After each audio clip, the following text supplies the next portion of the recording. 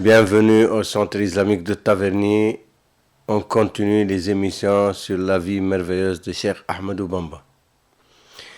On était arrivé à l'exil de Cheikh Ahmadou Bamba au Gabon, dans la forêt équatoriale où le colonisateur français estimait que ce serait un voyage sans retour. Il voulait se débarrasser définitivement de Cheikh Ahmadou Bamba. Il a essayé de le liquider physiquement par plusieurs tentatives d'assassinat qui ont échoué miraculeusement. Mais finalement, les colons ont fini par comprendre qu'il avait affaire à un homme prodigieux d'une autre dimension et qui avait une protection divine. Ils n'arrivaient pas. Ils ont essayé tous les moyens possibles. Armes à feu, poison, ils l'ont enterré vivant, ils l'ont jeté dans un brasier ardent, ils l'ont mis au large dans l'océan, dans une île déserte, dans l'océan Atlantique. Ils l'ont trouvé chez lui à la maison, il est revenu par la voie des airs. Et encore des choses prodigieuses, miraculeuses, qu'il serait très difficile à un esprit rationaliste de comprendre, mais qui ont été consignées, que ce soit dans les archives des Français, que ce soit par les poètes sénégalais et mauritaniens, que ce soit par les écrits de Cheikh Ahmadou Bamba lui-même, que ce soit par ses contemporains et ceux qui ont assisté à ces scènes. Alors, maintenant, les Français ont décidé de le laisser tranquille. Ils ont voulu au moins, il soit loin de toute fréquentation qui ne pourrait pas influencer d'autres musulmans. Parce qu'au Gabon, à l'époque, il n'y avait pas de musulmans. Les Gabonais, à l'époque, vivaient dans un état... Bon, à la limite, il y a des religions traditionnelles africaines qui n'ont rien à voir avec les religions révélées, comme le christianisme, ou le judaïsme, ou l'islam. Mais il y avait certains qui commençaient, des missionnaires qui évangélisaient. Les missionnaires surveillaient de près le cas de Cheikh Ahmadou Bamba, parce qu'il avait peur qu'ils ne gâchent leur travail d'évangélisation. Et puis pour savoir les secrets de cet homme prodigieux. Il y avait des missionnaires qui avaient une surveillance permanente sur Cheikh Ahmadou Bamba. Mais finalement, ils l'ont mis dans l'île de Mayomba, dans une péninsule de Mayomba, après dans une autre île, Lambaréné.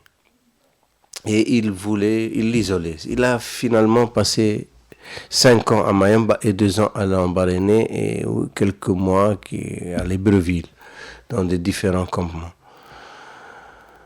Entre-temps, ses disciples au Sénégal faisaient tout pour pouvoir annuler la décision du conseil privé qui avait envoyé Cheikh Ahmadou Bamba en exil pour une déportation à durée indéterminée.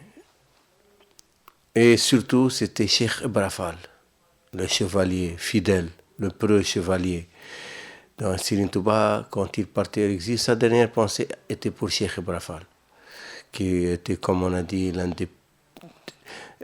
un descendant de roi, de la famille la plus aristocratique du Sénégal et qui avait sous sa dépendance presque tous les anciens guerriers des rois du Sénégal qui ont combattu contre le colonialisme et qui ont trouvé finalement la mort. Et leurs guerriers se sont ralliés sur Cheikh Ahmadou Bamba. Donc c'est eux généralement qu'on appelle les Baïfal, les Tiedo, les anciens Tiedo du Sénégal. Donc les disciples de Cheikh Ibra Fall, les Baïfal, avaient une ardeur au travail. Donc c'est eux qui alimentaient la caisse du mouridisme. C'est eux qui envoyaient les besoins des daras, des écoles coraniques, des professeurs, de leur famille. Donc tout ce qu'ils gagnaient à la sueur de leur front, ils l'envoyaient au travail de Cheikh Ahmadou Bamba, dans l'éducation des enfants, dans l'enseignement du Coran et des sciences islamiques. Et il y avait Mame Thierno Ibrahim, le jeune frère de Cheikh Ahmadou Bamba, son frère cadet. Cheikh Ahmadou Bamba, avant de partir en exil, il a dit à ses disciples, ceux qui veulent le travail seulement, la khidma, n'ont qu'à rejoindre Cheikh Ibra Fall. Et ceux qui veulent l'enseignement didactique et le travail, ils rejoignaient Cheikh Ibra Fati, son jeune frère cadet, Mame Thierno Ibrahim.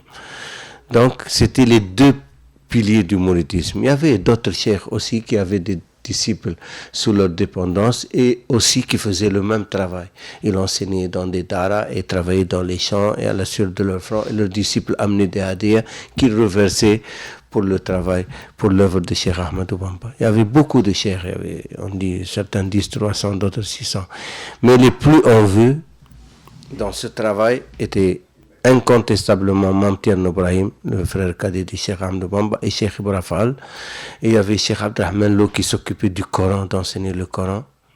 C'était un homme d'une dimension extraordinaire, un saint d'une puissance extraordinaire et qui avait beaucoup œuvré pour le mouridisme.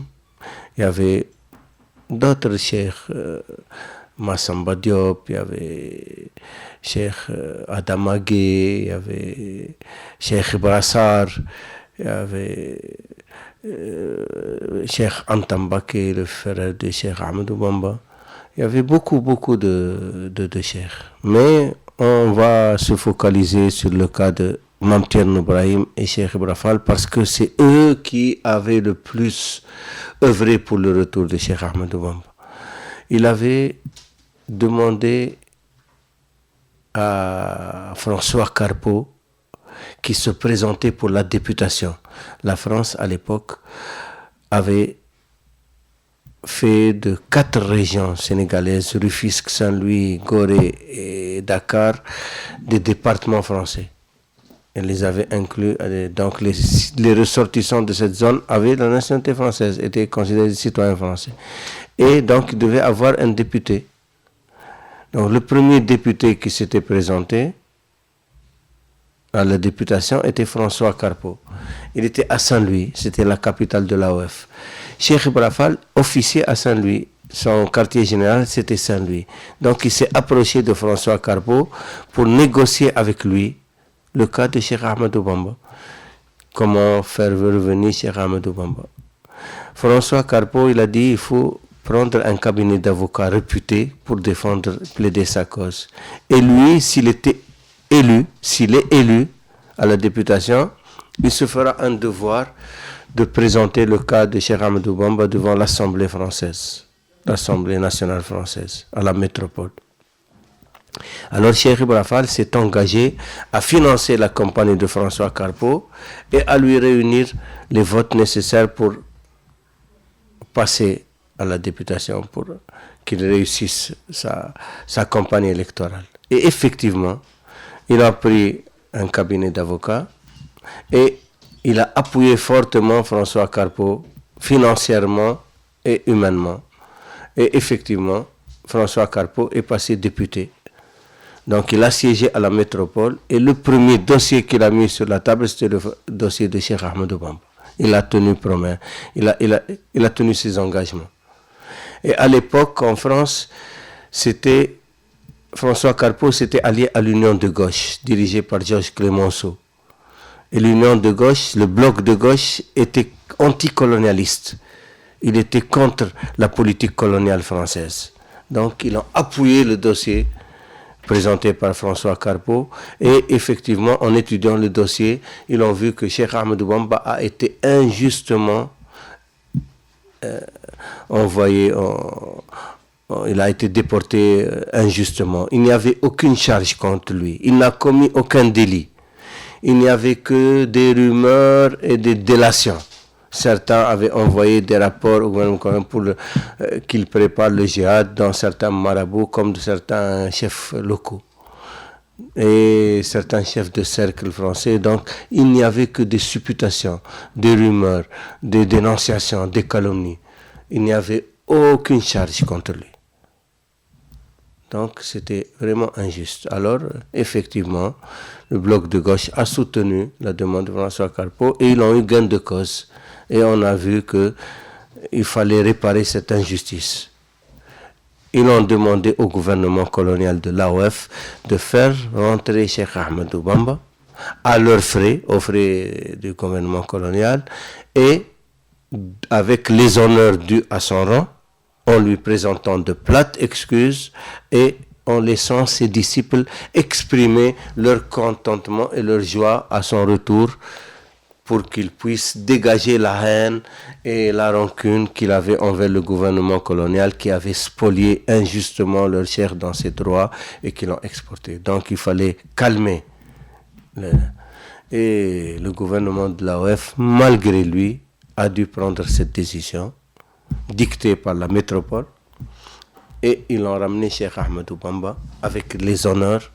Il avait, en ramenant avec lui des malles qui étaient remplis de ses écrits parce qu'il passait son temps à prier, à écrire, et des écrits sont des écrits de louange sur le prophète, des écrits d'invocation, de prière et certains secrets qu'il mettait en prose ou en poésie dans ses écrits, dans ses rapports avec Allah et avec son prophète, avec les anges, avec les saints du passé, il y a beaucoup de secrets même qui ne doivent même pas voir le jour parce que ils peuvent être incompris et même peut créer des perturbations dans l'intelligence rationnelle de certains musulmans ou non musulmans.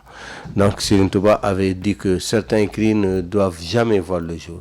Et d'autres, il les a enterrés même. Il y avait, quand on a mis les malles et les caisses là, il paraît qu'il y avait 7 tonnes et demie de malles. C'était des malles en fer qui étaient... C'est pour ça que les mourides disent qu'il a écrit 7 tonnes et demie. Les malles pesaient 7 tonnes et demie, mais c'était des malles en fer blanc et avec les écrits. Il n'y avait que des écrits, il n'y avait pas d'affaires. Il n'y avait que des écrits.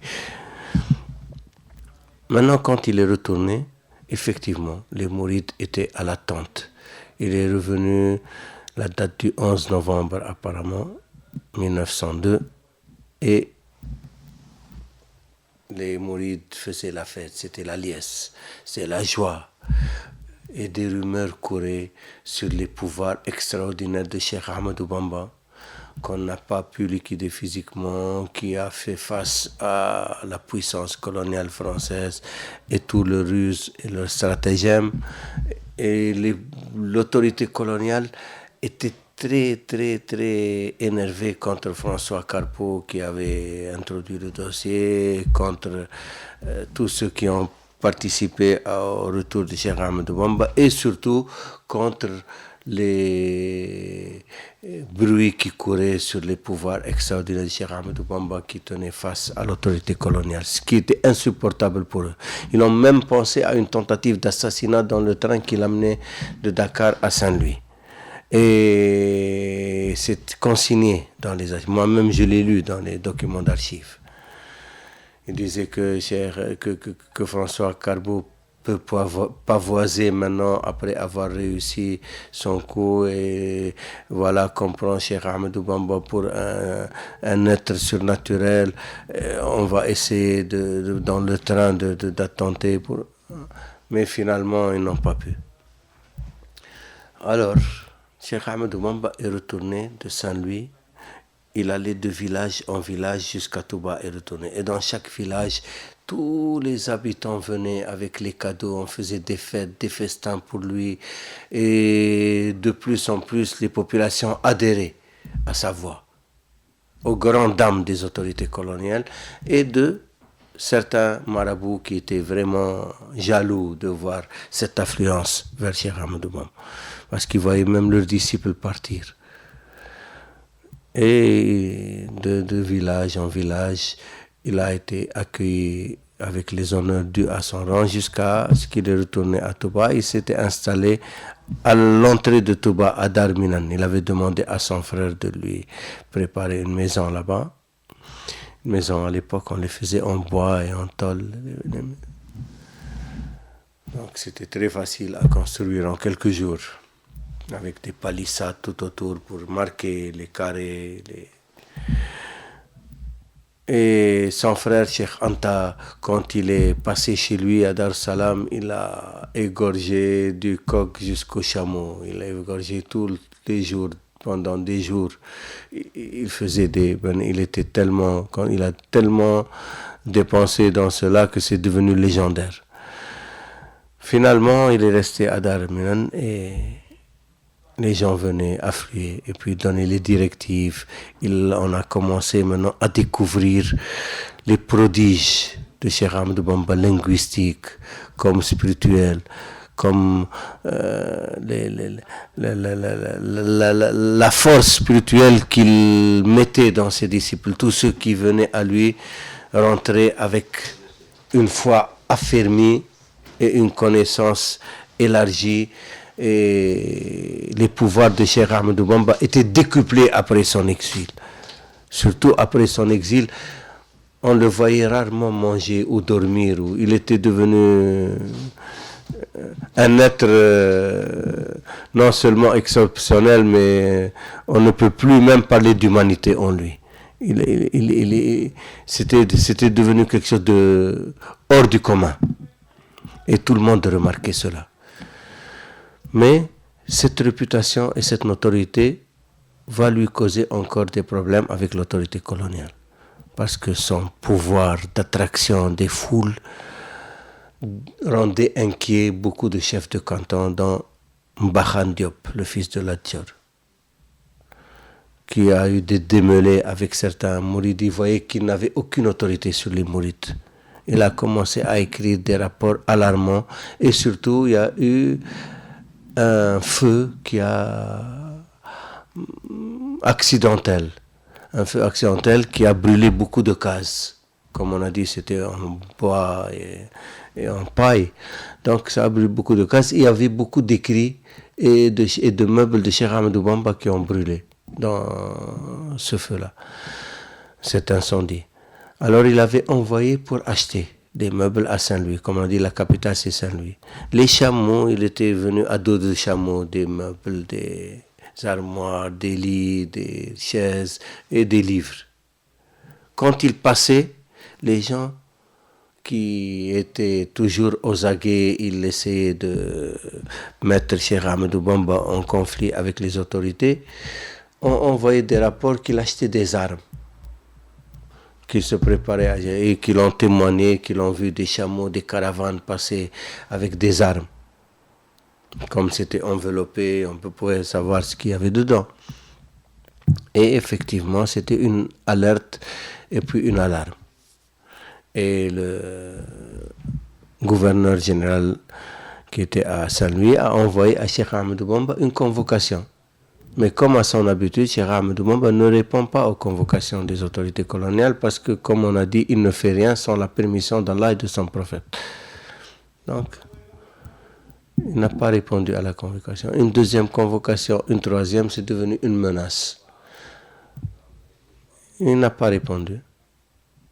Alors, ils ont alerté le bourg du Sine, le roi du Sine, le roi des Sérères, Bour Sine, commande Fan Diouf, du Waalo, de Kayor, Mbakhan Diop, et c'était leur auxiliaire.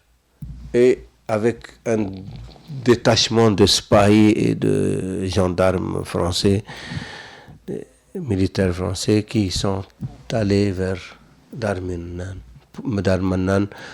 pour prendre de force Cheikh Ahmadou Bamba.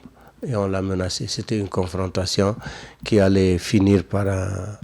Ils disent que si vraiment ça tourne au combat, il fallait liquider Cheikh Ahmadou Bamba définitivement. Cheikh Ahmadou Bamba, en entendant les rumeurs qu'il venait le prendre, le cueillir là-bas, et tout le monde a eu vent de cela parce que c'était devenu national, un événement national. Même certains proches de Cheikh Ahmadou Bamba, même de sa famille, étaient paniqués. Ils commençaient à lui dire, mais là, jusqu'à quand on va subir cela? Les Français, avec leur puissance, on ne peut pas leur tenir tête, il faut trouver des solutions, il faut répondre. Cheikh Ahmadou Bamba leur a dit, il ne faut pas vous inquiéter. Il ne se passera rien. Il n'y aura même pas un brin d'herbe cassée. Il a écrit une qasida, celle que j'ai lue tout à l'heure dans l'émission en arabe.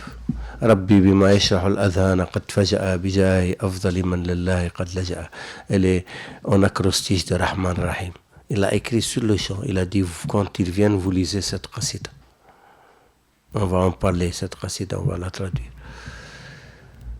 Et il attendait calmement. Il était en train de prier, de faire son zikr.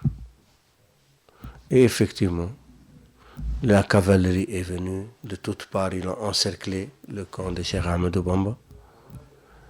Et le roi du Sine, Boursine, comme Dauphin Diouf, est descendu de son cheval. C'était un homme très fort et orgueilleux qui était d'un caractère très dur. Celui qui était avec lui a raconté ça. C'est dans le livre de Sidi Mohamed Bachir, Min al-Baqi al-Qadim. Il a dit, il n'a jamais vu Boursine dans cet état. Parce qu'il a dit qu'il était très orgueilleux et fier, mais il cachait cela avec un tact diplomatique. Mais il était trop arrogant et fier. Il l'a vu descendre de cheval et ramper jusqu'à Cheikh Ahmadou Bamba. Cheikh Ahmadou Bamba était en train d'égrener son chapelet. Il lui a dit, tu te présentes. C'est l'habitude de Wolof. Quand quelqu'un il présente quelqu'un, il se présente, il déclame son nom avant d'entrer dans la conversation. Il a dit, tu te présentes. Il a dit, je suis commandant Dauphin Diouf, celui qu'on appelle le Boursine. Il a dit, enchanté. Que me vaut l'honneur de ta visite? Il a dit, je suis venu les accompagner pour te protéger, pour que Bakhan Diop et ses sbires ne mettent pas quelque chose de compromettant dans ton campement, parce qu'ils veulent vraiment te faire du mal. Et je suis là pour les surveiller, pour ne pas les laisser te faire du mal. Cheikh Ahmadou Bamba lui dit, pourquoi tu fais cela? Il a dit, moi je crois en Dieu. Et je ne veux pas qu'un homme de Dieu soit maltraité. Je veillerai là où je suis à ce qu'un homme de Dieu ne soit jamais maltraité. Et tu es un homme de Dieu. Et ça, j'en suis certain. Il a dit, alors parce que si tu as fait ça pour Dieu, demande-moi ce que tu veux de Dieu et je vais demander à Dieu pour qu'il tu l'obtiennes. Il a dit, moi je te demande de me prendre en charge le jour du jugement ainsi que mon peuple. Je me confie à toi ainsi que mon peuple. C'est pour ça que les Sérères ont une relation privilégiée avec Cheikh Ahmadou Bamba. Les Sérères, jusqu'à aujourd'hui, tous, chrétiens, animistes, musulmans, ils aiment Cheikh Ahmadou Bamba après Allah, s'ils sont chrétiens, après Allah et Jésus. S'ils sont musulmans, c'est après Allah et le prophète Cheikh Ahmadou Bamba. S'ils sont animistes, c'est Cheikh Ahmadou Bamba après Roxane. Donc, les Sérères ont une particularité avec Cheikh Ahmadou Bamba grâce à Boursine comme Dauphin Diouf. Et effectivement, ça s'est passé comme ça. Ils l'ont cherché, ils n'ont rien trouvé. Alors Boursine a dit à Cheikh Ahmadou Bamba, si tu m'accompagnes jusqu'à Diourbel, moi je témoigne. J'ai déjà témoigné devant le gouverneur général à Saint-Louis que tu n'es pour rien, que ce sont des calomnies contre toi. Et je témoigne pour toi qu'il n'y a rien dans tes campements et que c'est injuste. Et effectivement, ils ont été à Tourbel. Ils ont envoyé un télégramme à Saint-Louis pour dire qu'ils n'ont rien trouvé, que l'homme est innocent, il n'a rien. On dit il faut qu'il vienne à Saint-Louis pour qu'on règle son cas. Entre-temps, Sidia Baba, Cheikh Sidia Baba, qui était, on l'appelle l'imam de Ahl-Zawaya en Mauritanie. C'était l'imam des marabouts en Mauritanie. Et qui est un cadre. Le père de Cheikh Ahmadou Bamba était affilié à la Qadiriya. Il était disciple de Cheikh Sidia Baba al-Kabir. Cheikh Sidia Baba al-Kabir est décédé. Son fils Mohammed l'a hérité. Son fils Mohammed n'a pas fait 6 mois, moins d'1 an après son père. Donc c'est le petit-fils, Cheikh Sidia, celui-là qui a hérité de la tariqa. Donc c'était le marabout de la famille Mbaké. Et Cheikh Ahmadou Bamba, même quand il est parti en Mauritanie la première fois après le décès de son père, il est resté chez Cheikh Sidia un temps. Il enseignait même là-bas, parce qu'il est resté quelques mois là-bas. Cheikh Ahmadou Bamba enseignait dans la famille de Cheikh Sidia. Donc, il avait une relation privilégiée avec lui. Quand il a appris que les colons français voulaient en finir avec Cheikh Ahmadou Bamba, il est intervenu énergiquement auprès du gouverneur, le gouverneur de Mouté, qui était à Saint-Louis, et il a fait intervenir son ami Xavier Coppolani. Xavier Coppolani était le premier gouverneur de la Mauritanie. Il dit que Cheikh Ahmadou Bamba est innocent, c'est un saint reconnu, attesté, donc il n'a rien à voir avec ces histoires et il faut le laisser tranquille. Et finalement, ils ont décidé que s'il venait à Saint-Louis, il ne va pas revenir à Touba, il faut l'éloigner de ses disciples, il va aller en Mauritanie, rester chez Cheikh Sidia. Et Cheikh Sidia se porte garant de lui. Et effectivement, Cheikh Sidia s'est porté garant. Et quand il est parti à Saint-Louis, on lui a signifié qu'il doit quitter le Sénégal une deuxième fois pour la Mauritanie, sous la protection de Cheikh Sidia. Et effectivement, il est parti en Mauritanie. Dans les calculs des Français, ils pensaient que les Mauritaniens étaient les plus puissants spirituellement, intellectuellement dans le monde musulman, même linguistiquement, surtout linguistiquement. Donc Cheikh Ahmadou Bamba va disparaître devant la puissance intellectuelle, linguistique et spirituelle des Mauritaniens. Parce qu'au Sénégal, on peut dire qu'il n'y a personne qui peut faire le poids avec Cheikh Ahmadou Bamba, ni de près ni de loin, ni linguistiquement, ni spirituellement, ni intellectuellement. Mais en Mauritanie, confronté aux savants mauritaniens qui sont les plus élevés de tout le monde musulman, donc Serigne Touba automatiquement sa notoriété va s'amoindrir, sinon disparaître. C'est ce qu'il avait estimé. Alors quand Cheikh Ahmadou Bamba est parti en Mauritanie, miraculeusement, tous les Mauritaniens, à l'unanimité, l'ont considéré comme le plus grand saint qui a jamais vécu dans le monde musulman. Donc ils disent Man yuqarn Cheikh al-Khadim ma ghayr al-Nabi al-Mustafa fahuwa ghumrun qalbuhu ma nuwira. Celui qui compare Cheikh Ahmadou Bamba avec un autre que le prophète Mohammed sallallahu alayhi wa sallam, c'est un ignorant dont le cœur est obscurci. Donc il n'a pas de lumière dans le cœur, il ne peut pas voir. Et il n'a pas de savoir intellectuel pour pouvoir évaluer ce niveau. Cheikh Ahmadou Bamba dépasse tout ce qu'on a connu dans le monde musulman, intellectuellement, spirituellement et linguistiquement. Ça c'est du jamais vu. Et il n'est pas arabe, il est sénégalais. Sa langue, c'est le Wolof, c'est pas l'arabe. Et pourtant, il dépasse en langue arabe tout ce qu'on a connu dans le monde arabe. Alors que les Arabes, la matière dans laquelle il excellait le plus, c'est la langue arabe. C'est pour ça que le prophète Mohammed sallallahu alayhi wa sallam, son miracle, c'était de les défier en la langue arabe. Le Coran, c'est un défi en langue arabe. Alors, Serigne Touba, sa puissance en langue arabe dépasse tout ce qu'on a connu dans le monde. Pas seulement ses contemporains, même du passé.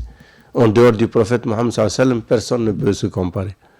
Donc c'est quelque chose d'inimaginable sur le plan intellectuel comme sur le plan linguistique et sur le plan spirituel. Et effectivement, jusqu'à aujourd'hui, les Mauritaniens reconnaissent cela. Et ils disent le plus grand miracle de Cheikh Ahmadou Bamba en Mauritanie, c'est d'avoir fait le consensus total. Le consensus, c'est la chose la plus difficile à obtenir en tout temps. Alors Serigne Touba fait le consensus jusqu'à aujourd'hui. C'est un cas prodigieux. hors norme. Donc, on ne peut qu'admettre. Ou on est un ignorant dont le cœur est obscurci, comme ils disent les Mauritaniens.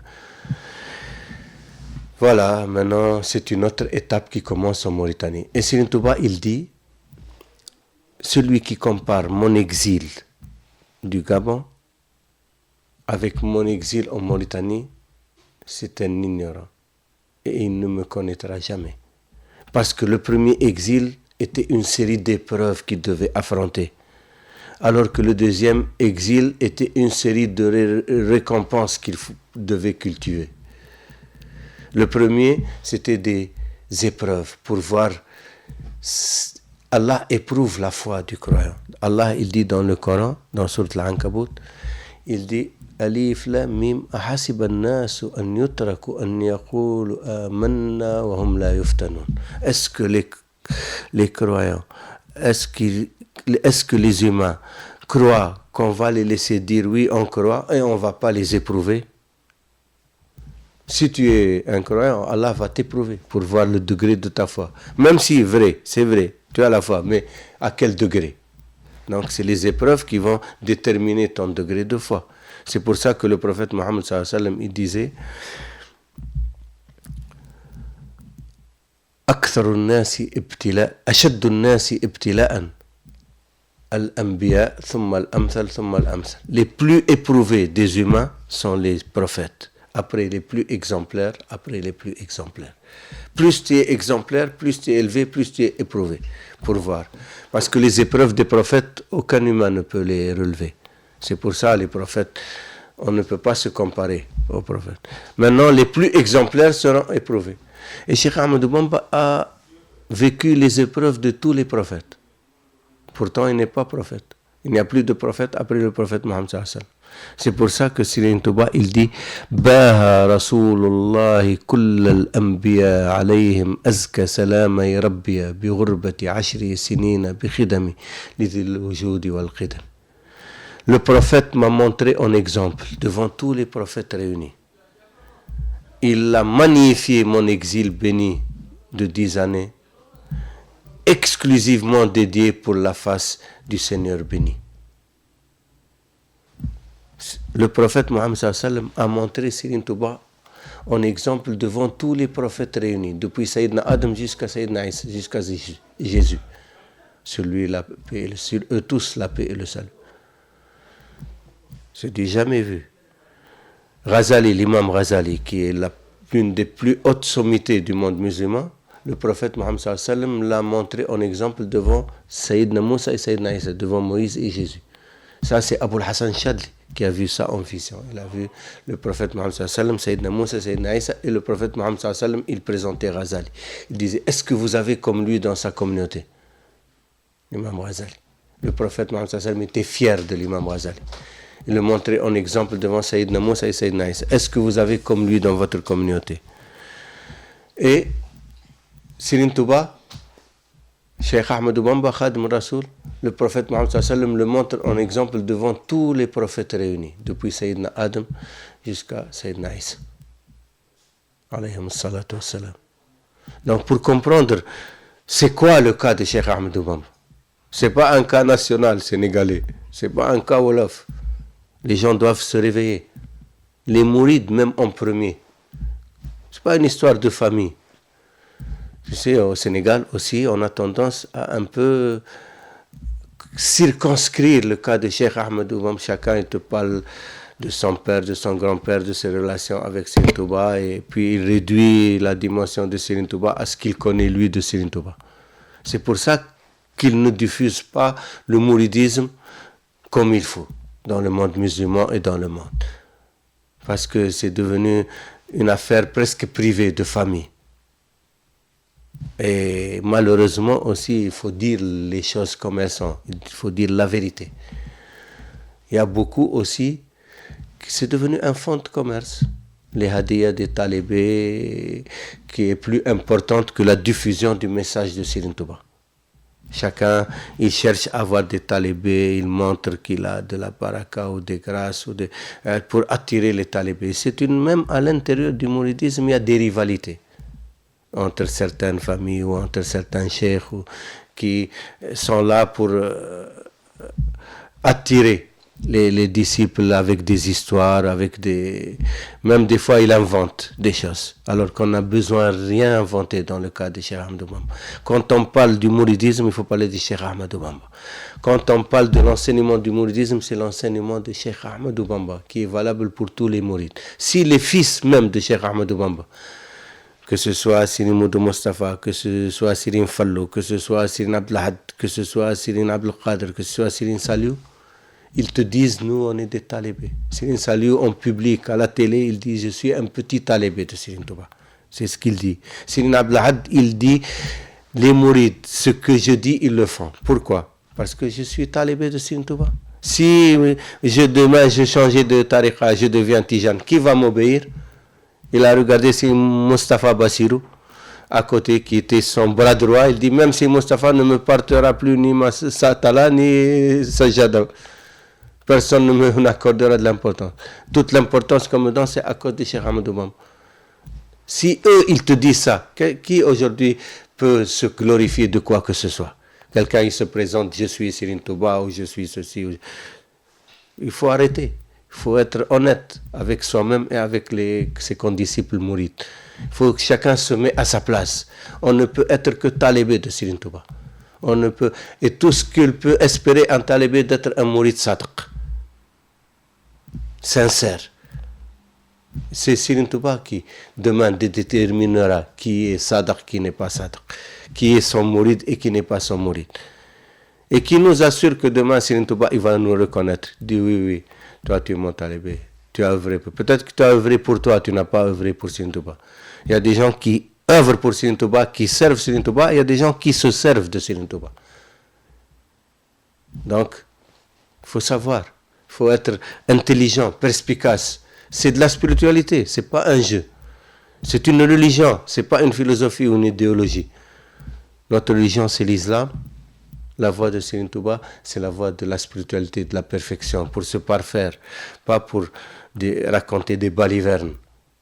Donc, on est obligé aujourd'hui, avec le contexte mondial et ce qui se passe dans le monde musulman, d'être à la hauteur de notre mission, de diffuser correctement les enseignements de Cheikh Ahmadou Bamba. Parce qu'on n'a rien comme mouride à revendiquer dans le monde musulman, en dehors de l'enseignement de Cheikh Ahmadou Bamba et de notre exemplarité à l'enseignement de Cheikh Ahmadou Bamba. Qu'est-ce qu'on peut leur apporter aux musulmans? Qu'est-ce qu'on a à leur apporter en dehors de l'enseignement de Cheikh Ahmadou Bamba? Donc, il faut que tout mouride sache qu'il a une responsabilité devant Allah et devant son prophète et devant Cheikh Ahmadou Bamba, de diffuser correctement l'enseignement de Cheikh Ahmadou Bamba afin d'ouvrir les portes larges pour les musulmans pour entrer dans cette voie qui va les préserver demain. Et pour les non-musulmans pour qu'ils découvrent l'islam vrai, authentique du prophète Mohammed sallallahu alayhi wa sallam, l'islam de l'amour, de la paix, du respect de son prochain. Jaradjef, merci beaucoup et Inch'Allah à la prochaine.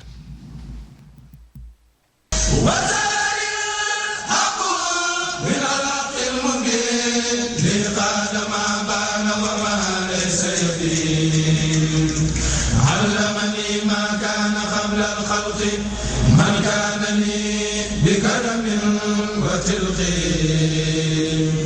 لم يرزقني جانب النيران أو جانب العين في الخسران لم يرني درر نار الدنيا واغتسني الباقي بخير سنيا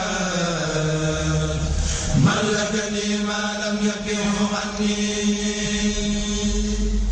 وقال لي بقاه بالمن ملك